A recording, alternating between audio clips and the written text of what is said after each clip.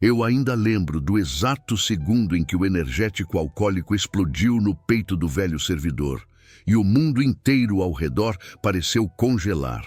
O evento esportivo estava lotado, gente gritando, música alta, celular filmando tudo. E lá estava ele, seu Antônio, com aquele colete simples de voluntário, segurando um cooler de água como se fosse a coisa mais importante do planeta. Aí um grupo de jovens encostou rindo daquele jeito que já não é risada, sabe? É caça. Um deles levantou a lata e, pá, jogou em cima dele. Eu vi o seu Antônio tentar fingir que não era com ele. Só que foi, e todo mundo viu. Ele limpou o rosto devagar e tentou continuar entregando água como se nada tivesse acontecido. Só que a humilhação não acabou ali.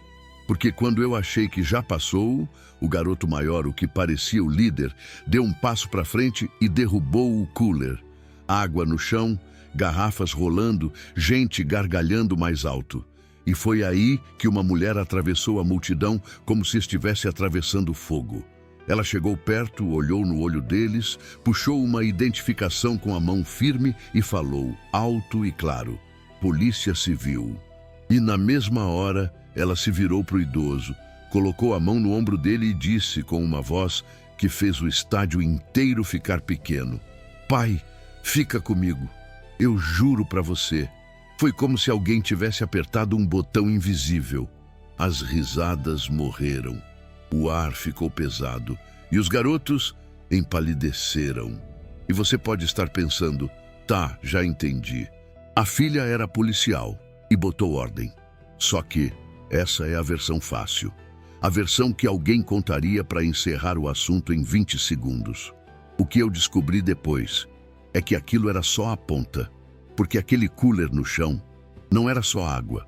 Aquelas gargalhadas não eram só maldade. E aquela mulher não apareceu ali por acaso. Tem uma coisa muito pior por trás. Uma coisa que, quando eu percebi, eu fiquei com vontade de voltar no tempo e gritar com todo mundo naquele lugar. E eu vou te contar tudo. Mas eu preciso que você preste atenção numa coisa.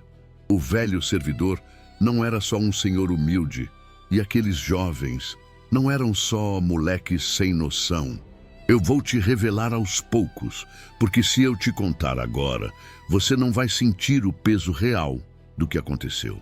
Agora, antes de eu te levar para o começo dessa história, porque sim, eu vou voltar para o começo, eu quero te pedir duas coisas bem rápidas, porque isso aqui precisa chegar no máximo de gente possível. Se inscreve no meu canal agora, porque eu conto histórias reais e inspiradas em fatos que te prendem do início ao fim. E eu prometo, essa aqui vai te deixar sem ar até o final. E compartilha esse vídeo com alguém que acha que humilhação pública é só brincadeira. Porque o que aconteceu aqui prova que uma risada pode virar um desastre. Agora vem comigo, porque eu vou te mostrar como tudo começou. E porque aquela simples identificação foi, na verdade, o estopim de uma revelação que ninguém ali estava preparado para encarar. Eu tenho um canal há anos, e depois de tanto tempo contando histórias, eu aprendi uma coisa que não dá para explicar direito. Dá para sentir quando algo está errado. Não é medo, não é intuição mística. É aquele incômodo silencioso que entra junto com você no lugar. Você já sentiu isso alguma vez? Aquele arrepio que não vem do frio, vem do ambiente? Foi exatamente isso que aconteceu quando eu pisei naquele evento. O sol estava forte em Campinas, daqueles domingos em que o calor sobe do chão e parece colar na pele. Música alta, locutor animado, crianças correndo, corredores se alongando, influencer posando para a câmera. Tudo parecia normal demais. Normal até demais. E é aí que mora o perigo, né? Porque quase nada ruim começa com sirene. Começa com aparência de festa. Eu fui para gravar bastidores para o canal. Histórias humanas, superação, cenas bonitas. Só que nos primeiros minutos eu percebi uma coisa estranha. Muita gente filmando. Mas não o evento. Não era a corrida. Não era o palco. Não era o clima. Eram pessoas, celulares apontados, risadinhas, enquadramentos mal disfarçados. como se alguns ali não estivessem vivendo o momento, estivessem procurando algo ou alguém.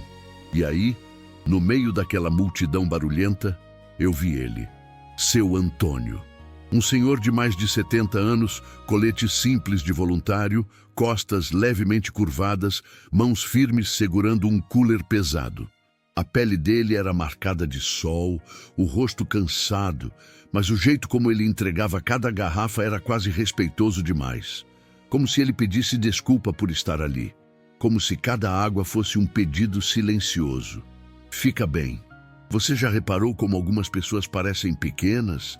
Não porque são fracas, mas porque o mundo ensinou elas a não ocupar espaço? Eu cheguei perto. Bom dia, seu Antônio. Tá puxado aí? Ele sorriu.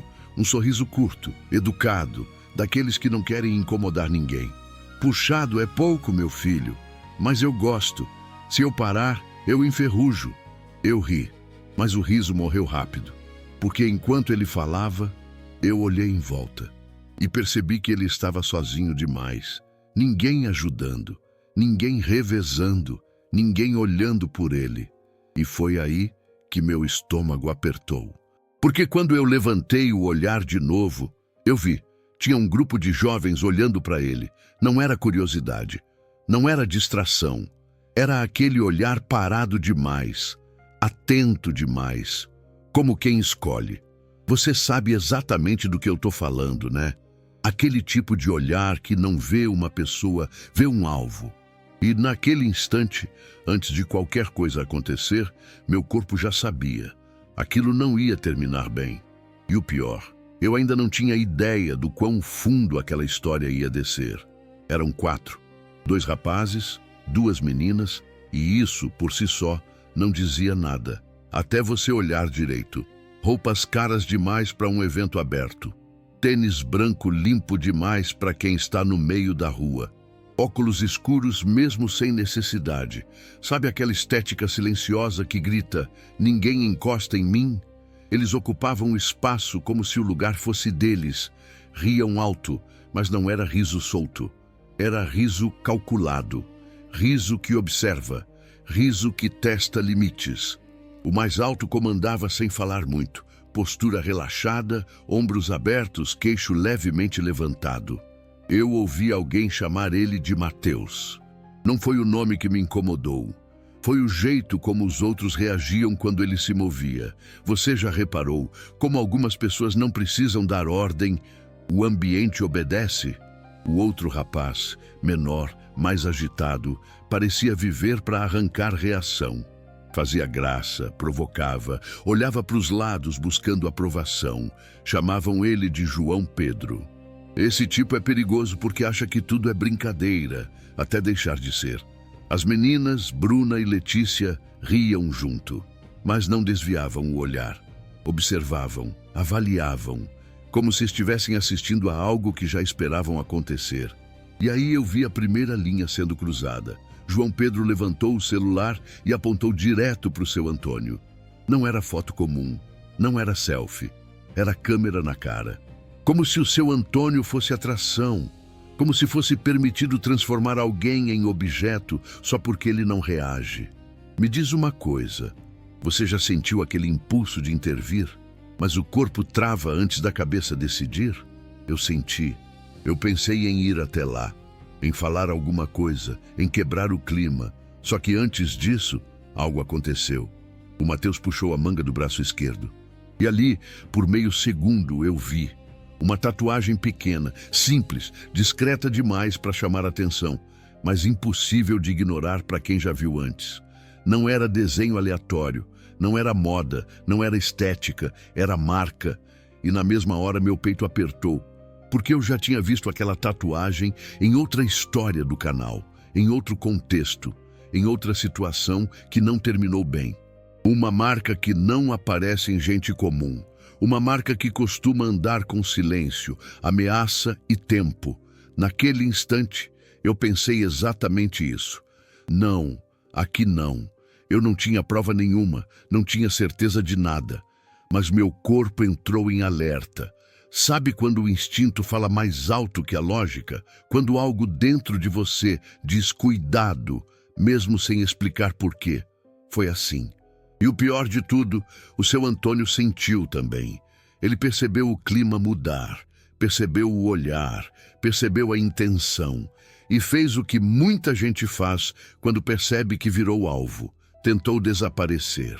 Ele encolheu os ombros, baixou o olhar, apertou o cooler com mais força e continuou entregando água, como se ficando menor fosse ficar invisível.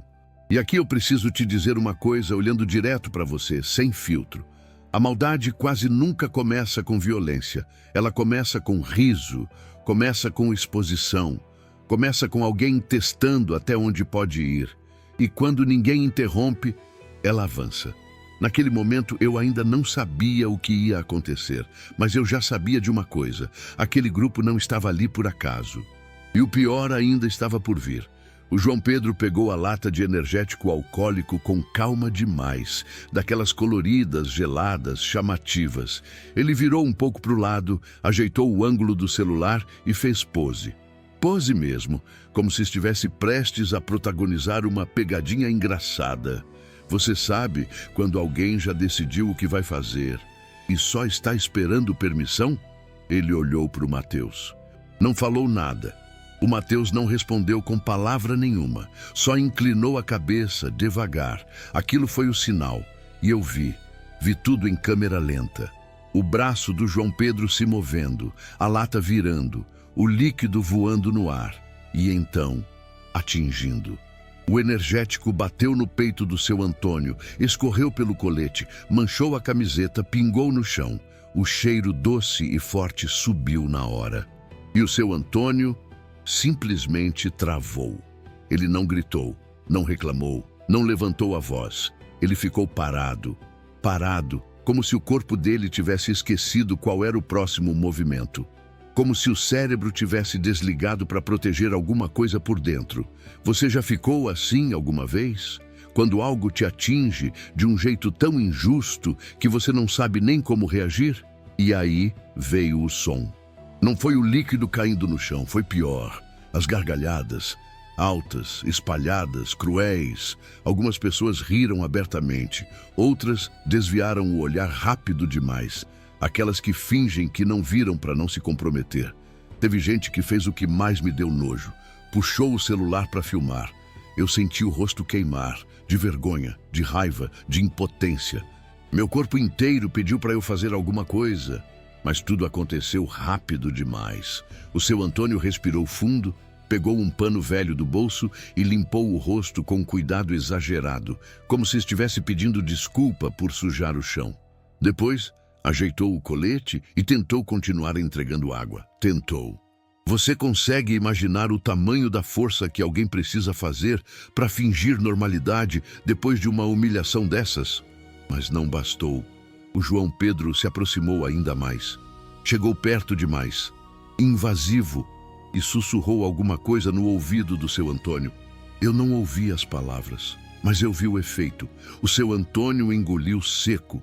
Os ombros dele caíram um pouco mais. O olhar perdeu o foco por um segundo. Foi ali que caiu a ficha para mim.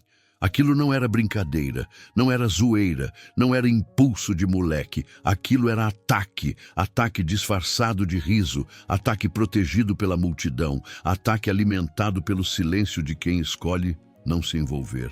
E eu pensei, olhando para aquela cena absurda, até onde isso vai se ninguém interromper agora? Quantas pessoas precisam rir para alguém ser destruído? Naquele momento, eu ainda não sabia o que vinha a seguir. Mas eu sabia de uma coisa com absoluta certeza. Eles estavam testando limites. E quando alguém testa limites assim, é porque pretende ir muito além. Foi aí que o Matheus decidiu ir até o fim. Não foi impulso, não foi acidente, foi cálculo. Ele deu um passo à frente, fingindo que só ia passar por ali, como qualquer pessoa faria naquele aperto de gente. Mas eu vi o detalhe. O pé esticando um segundo a mais do que o normal. E então aconteceu. O cooler bateu no chão com força. O som foi seco, pesado, definitivo. As garrafas se espalharam pelo asfalto, rolando para todos os lados. Um corredor quase escorregou e xingou alto. Uma mulher gritou. Um funcionário do evento correu, sem entender nada, olhando em volta como quem tenta montar um quebra-cabeça em tempo real. E no meio de tudo isso, o seu Antônio se ajoelhou, devagar, com cuidado demais, como se estivesse pedindo desculpa por ter atrapalhado o fluxo das pessoas, como se a culpa fosse dele, como se o erro fosse existir naquele espaço. Você consegue imaginar o que passa na cabeça de alguém nesse momento? O que dói mais, o corpo ou a dignidade? Eu senti uma coisa subir do estômago para o peito, uma raiva limpa, quente, quase dolorida. Meu coração começou a bater tão forte que parecia querer sair pela garganta. Eu ia me mexer, ia falar alguma coisa, ia entrar no meio. Mas antes, eu vi a mulher. Ela surgiu cortando a multidão como se o mundo abrisse caminho. Não corria, mas avançava com uma urgência que dava para sentir de longe. O rosto tenso, o olhar fixo, a respiração controlada à força. E antes mesmo de mostrar qualquer identificação, antes de dizer qualquer palavra, ela olhou para o seu Antônio. E aquele olhar não era de autoridade, era de pânico contido. Era o olhar de quem encontra alguém que quase perdeu. O olhar de quem chega um segundo antes do irreparável. Naquele instante, tudo mudou. O barulho em volta pareceu distante. As risadas cessaram. O ar ficou pesado, como se algo invisível tivesse acabado de entrar em cena. E eu pensei, com um nó na garganta, quantas pessoas precisam ver um homem ajoelhado no chão para alguém finalmente agir. Em que momento a gente decide que já foi longe demais? Agora eu quero te chamar para essa conversa, porque isso aqui não é só sobre essa história. É sobre todos nós. Comenta aqui embaixo. Você já presenciou alguém sendo humilhado em público e ficou sem reação? O que passou na sua cabeça naquele momento? Medo? Trava? Indignação? Eu vou ler os comentários. Porque essa parte diz muito mais sobre a sociedade do que a gente gosta de admitir. E te prepara, porque a próxima cena muda tudo. Ela puxou a identificação com um movimento rápido, preciso, sem pressa. Não teve grito, não teve escândalo, e é exatamente isso que dá medo. Polícia Civil. Aquelas duas palavras atravessaram o ar como uma lâmina. Eu vi o efeito imediato. O sorriso do Matheus morreu no mesmo instante, como se alguém tivesse desligado a luz por dentro dele. A Bruna levou a mão à boca instintivamente, como quem tenta segurar algo que subiu do estômago. O João Pedro deu um passo para trás, rápido demais, como se tivesse levado um choque invisível. Você já viu alguém perceber em segundos que passou de todos os limites, que aquilo não tem mais volta? Mas nada.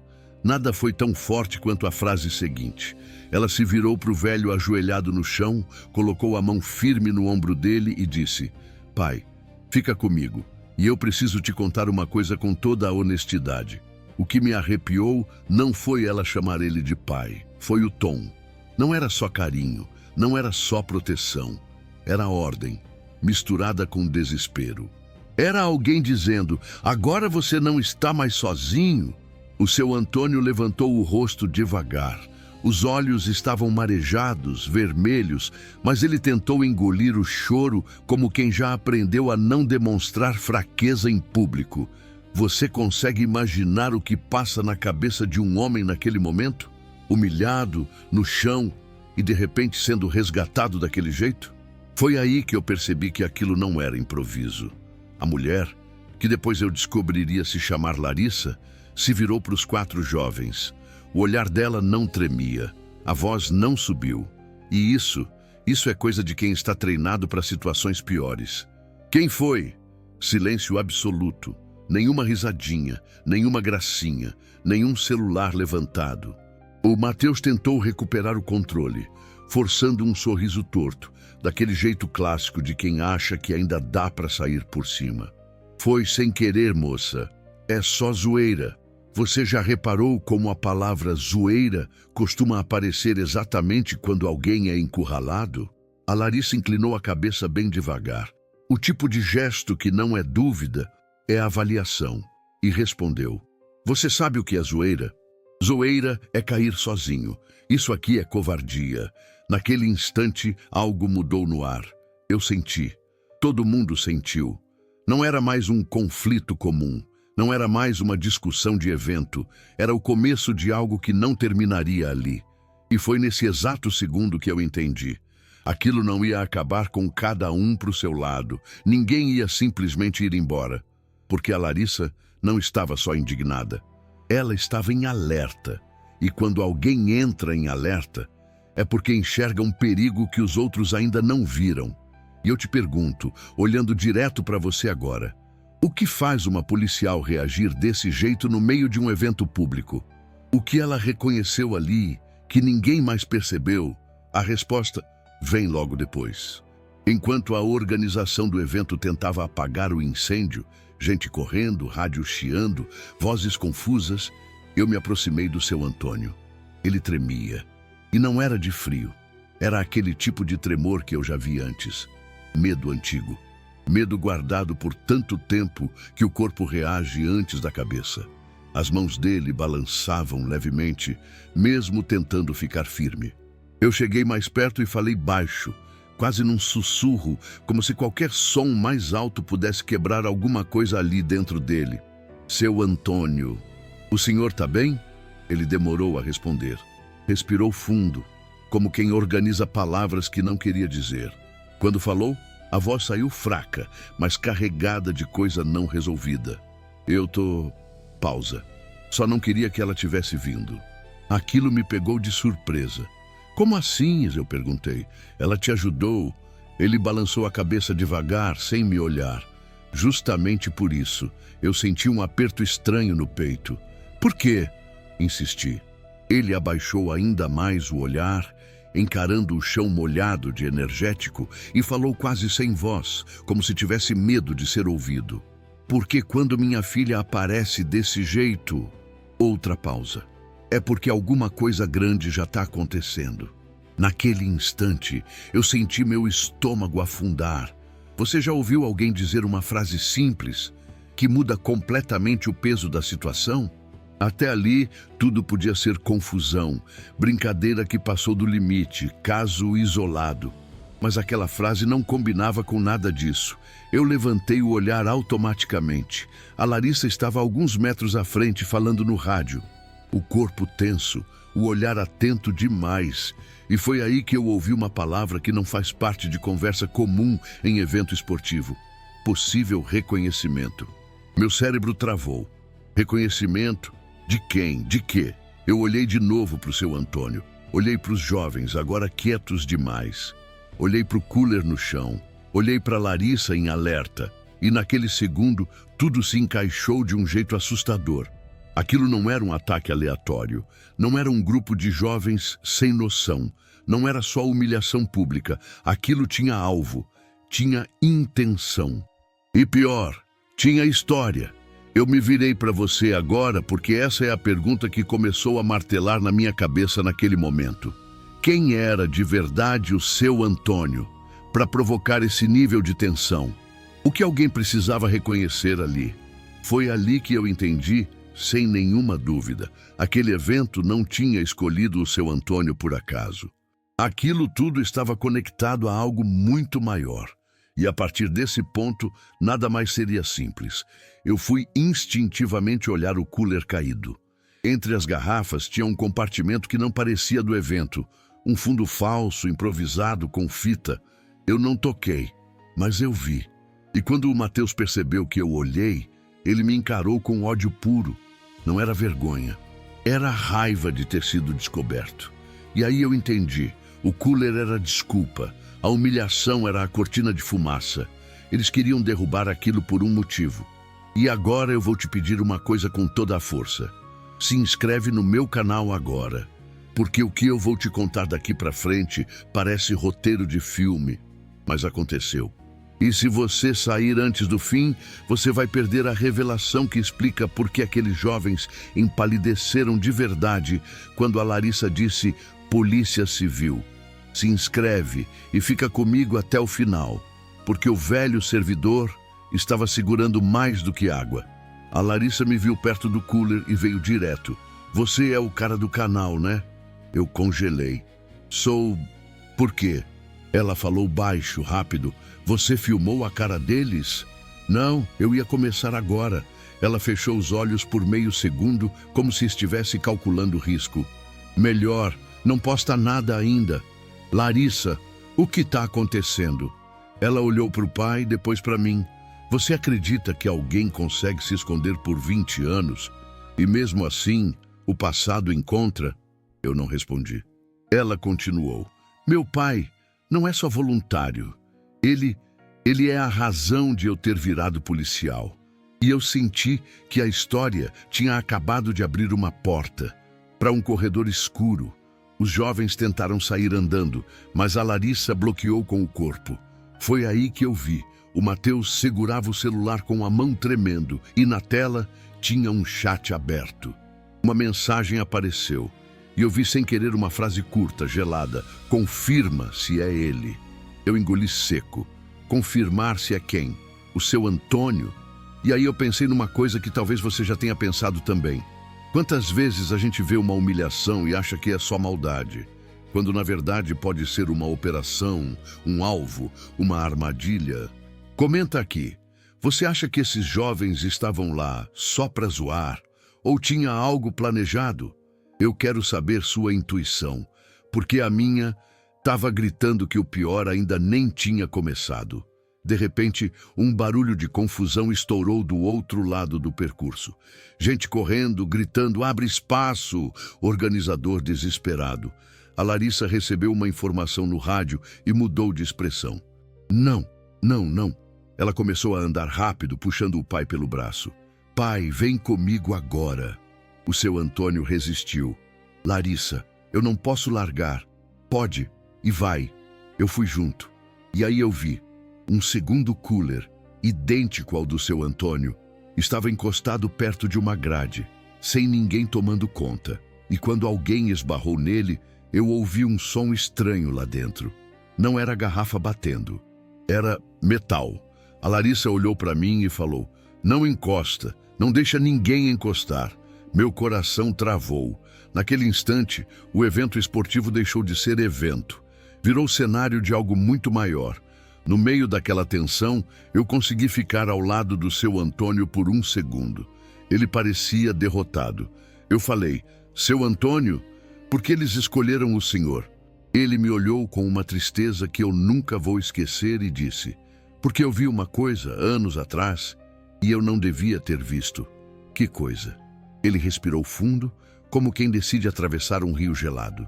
Em Guarulhos, eu trabalhava como vigia numa empresa.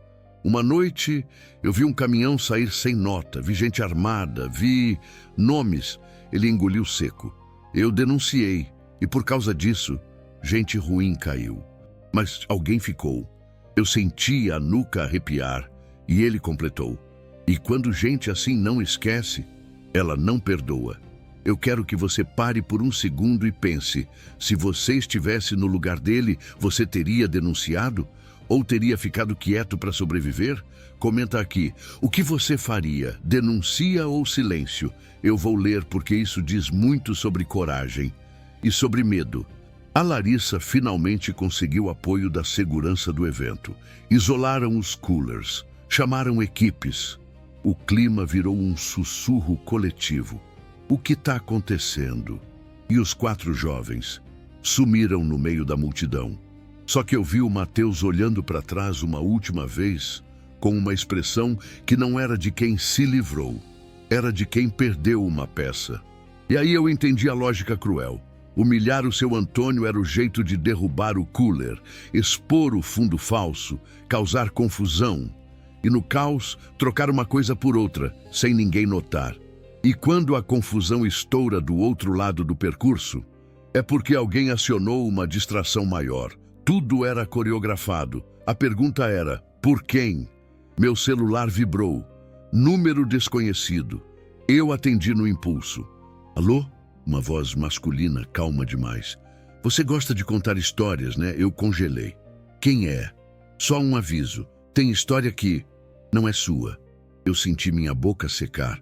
Você está me ameaçando? Ele riu baixinho. Ameaça é quando você tem escolha. Eu tô te poupando. E desligou. Eu olhei ao redor procurando alguém me observando. E eu vi, juro, um homem de boné, parado longe, encarando. Eu pensei em correr atrás, mas aí eu vi a Larissa. Ela estava discutindo com um organizador nervosa e repetia: meu pai não é isca, não vai ser hoje. Isca! A palavra ficou batendo na minha cabeça como martelo. Quando eu achei que os jovens tinham ido embora, eu vi o Matheus de novo.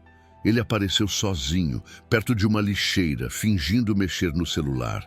Eu me aproximei devagar, sem chamar atenção, e eu ouvi ele falando com alguém por áudio, sussurrando: não deu. Ela estava lá, a policial, e ela chamou ele de pai. Pausa. Sim, é ele, é o mesmo. Meu sangue gelou. O mesmo. Ele continuou: quer que eu faça agora? Aqui? A resposta não deu para ouvir, mas eu vi o rosto dele mudar. Ele ficou pálido, engoliu seco e respondeu: tá, entendi. E guardou o celular, andando rápido. Ali eu percebi duas coisas. Eles não estavam só zoando. Eles estavam confirmando uma identidade. E alguém do outro lado estava dando ordens. Agora eu quero você comigo nessa parte. Comenta aqui. Quem você acha que era a pessoa mandando no Matheus? Um amigo? Um adulto? Alguém do crime? Eu quero ver suas teorias, porque a verdade eu só descobri no final. Quando o evento terminou em clima de tensão, eu ainda estava tremendo. A Larissa levou o pai embora num carro descaracterizado e eu fiquei com aquilo na cabeça por dias. Só que a história não acabou ali. 2 dias depois, eu recebo uma mensagem da Larissa. Se você vai contar isso, conta direito. Vem para São Paulo, eu te explico. Eu fui. Ela me encontrou num café simples, perto de uma avenida movimentada. E o seu Antônio estava lá, com as mãos cruzadas, olhando para o nada como quem conversa com fantasmas. A Larissa respirou fundo e começou: meu pai, quando era jovem, não era voluntário. Ele era caminhoneiro e num transporte ele descobriu um esquema enorme. Ele viu nomes, placas, rotas. E ele fez a única coisa que quase ninguém faz. Ele falou. Ele denunciou. Ela assentiu. E por causa disso, um grupo caiu. Só que o chefe nunca foi preso. O seu Antônio finalmente falou, com a voz quebrada. Eu pensei que tinha terminado quando eu mudei de cidade. Quando eu virei só um velho entregando água, eu pensei que o mundo tinha esquecido meu rosto. A Larissa olhou para mim. Só que sabe o que meu pai fez naquela época? Ele não só denunciou, ele guardou uma prova. Eu senti um frio na barriga. Que prova? Ela respondeu. Uma lista que conectava gente grande, não só criminoso pequeno, gente com poder. Eu fiquei em silêncio, tentando processar. E aí, ela terminou a frase que me deixou sem chão. Esses jovens não estavam lá por acaso. O Matheus é filho de um homem que era braço direito daquele chefe. E o João Pedro é sobrinho de um dos envolvidos que sumiu depois da denúncia. Eles foram treinados para fazer isso parecer zoeira enquanto tentavam recuperar o que meu pai escondeu. Meu corpo ficou pesado. Eu olhei para o seu Antônio. Então, o senhor virou voluntário. Ele assentiu com lágrimas nos olhos. Eu virei voluntário porque eu queria fazer o bem, mas também porque eu queria ficar visível. Eu achei que se eu ficasse visível, eles não iam ter coragem. A Larissa apertou a mão do pai. Eles tiveram. E aí vem a parte mais chocante. O fundo falso do cooler não era para contrabando naquele dia. Era para pegar a prova. Eles acreditavam que o seu Antônio levaria a lista escondida ali. Eles acreditavam que ele tinha medo demais para deixar em casa. Eles acreditavam que ele era frágil. Só que o seu Antônio fez uma coisa que ninguém esperava. Ele nunca levou a prova para o evento. Ele deixou a prova no lugar mais improvável possível. E quando eu perguntei onde, ele respondeu com um sorriso triste. No único lugar que ninguém olha, porque ninguém respeita. Eu franzi a testa e ele falou: Dentro da Bíblia que eu levo para o trabalho voluntário. Aquela velha, surrada, que ninguém abre. Eu fiquei parado. A Larissa concluiu. Eles humilharam meu pai porque achavam que humilhação derruba a dignidade e derruba a atenção do público. Mas no instante em que eu falei Polícia Civil e pai, eles perceberam que não era um velho sozinho, era alguém protegido. E mais, perceberam que o plano deles tinha falhado e que agora eles estavam expostos. E eu te digo, olhando no seu olho agora, tem gente que acha que humilhação é entretenimento, mas a humilhação é uma arma. E naquele dia ela foi usada como ferramenta de uma caçada. Só que aqui vem o último golpe, o mais inesperado. A Larissa não foi ao evento por acaso. Ela já suspeitava que tentariam algo. Ela estava usando o evento como isca, não para o pai, mas para os caçadores.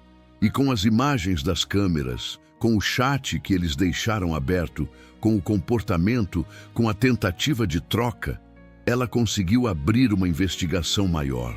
Uma investigação que, segundo ela, pode derrubar gente que se acha intocável.